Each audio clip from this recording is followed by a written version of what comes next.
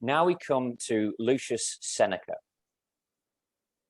Now in AD 41, Seneca was exiled to the island of Corsica under Emperor Claudius, but he was allowed to return in 49 AD to become the tutor to Nero. Now, when Nero became emperor in 54 AD, Seneca became his advisor and helped to provide competent government for the first 5 years of Nero's reign. Seneca's influence over Nero declined with time, and as the emperor became increasingly tyrannical and fraught with suspicion, he viciously turned on the man who had been like a father to him for much of his life. But before we get to the demise of Seneca, let's look at how he applied the Stoic doctrine. So living as a Stoic does not mean that you must live without material goods. In fact, the Stoics think that material goods are just, to the extent that they serve your happiness and ability to live virtuously.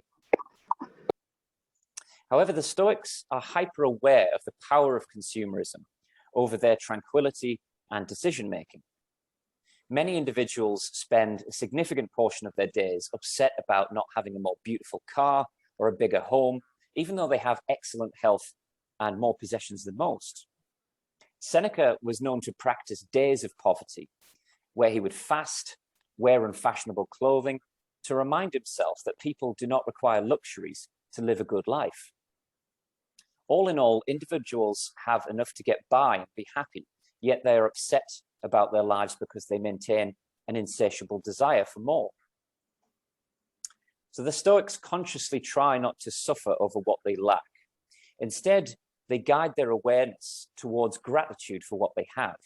And you'll note how this concept of gratitude is a key aspect of the Stoic doctrine, is also a fundamental concept in the modern day mindfulness movement, which is, it might be said, is a slightly repackaged version of Stoicism, essentially.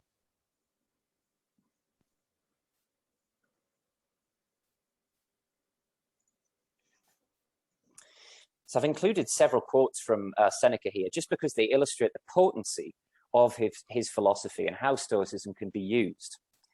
To take an analogy from Marcus Aurelius, he would compare the philosophy of Stoicism as like an ointment or a balm, a soothing balm that he would apply to a wound whenever needed.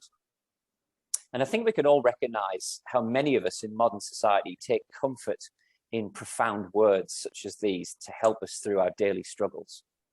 So I'm going to read some of these quotes now from Seneca. I judge you unfortunate because you have never lived through misfortune. You have passed through life without an opponent. No one can ever know what you are capable of, not even you. A gem cannot be polished without friction, nor a man perfected without trials. Wherever there is a human being, there is an opportunity for kindness. We are more often frightened than hurt, and we suffer more in imagination than from reality. So the practice of enduring hardship was another key habit that the Stoics often engaged in. Marcus Aurelius, who we'll get to shortly, used to opt to sleep on the cold, rough floor occasionally, as opposed to the comfort and luxury of his own bed. Now, this was done to fulfill more of a psychological purpose than it was in the sense of being a test of physical endurance. Practices such as this became known as asceticism, and it was a way of viscerally reminding oneself of the attachment we form to material possessions, and to never allow our minds to become complacent enough to think that the comforts of life could be taken away from us in an instant.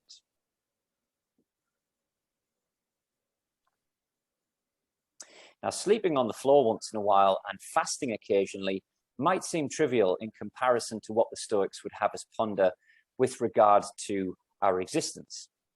The Stoics did not shy away from pondering morbid issues and wrestling with existential problems generally. Now, the concept that I'm alluding to is known as Momento Mori, which in Latin literally translates into "remember, you must die." The Memento Mori is believed to have originated from an ancient Roman tradition, which goes like this. After a major military victory, the triumphant generals were paraded through the streets to roars of the masses. The ceremonial procession could span the course of a day, with the military leader riding in a chariot drawn by 4 horses. There was not a more coveted honor. The general was idolized, viewed as divine by his troops and the public alike.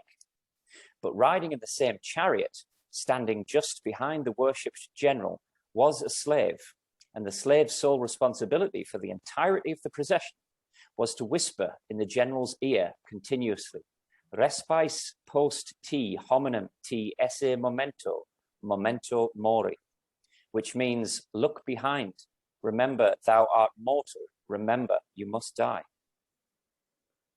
So the slave served to remind the victor at the peak of his glory that this godlike adoration would soon end, while the truth of his mortality remained.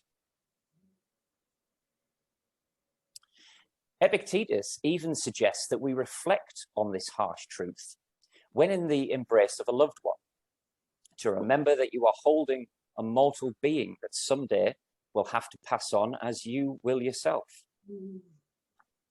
In Meditations, Marcus Aurelius wrote to himself, "You could leave life right now. Let that determine what you do, say, and think."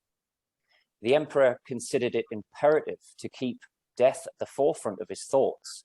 In doing so, the world's most powerful man managed the obligations of his position, guided by living virtuously in the here and now.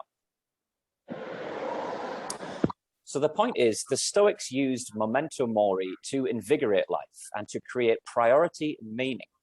They treated each day as a gift and reminded themselves constantly not to waste any time in the day on anything that was trivial or vain.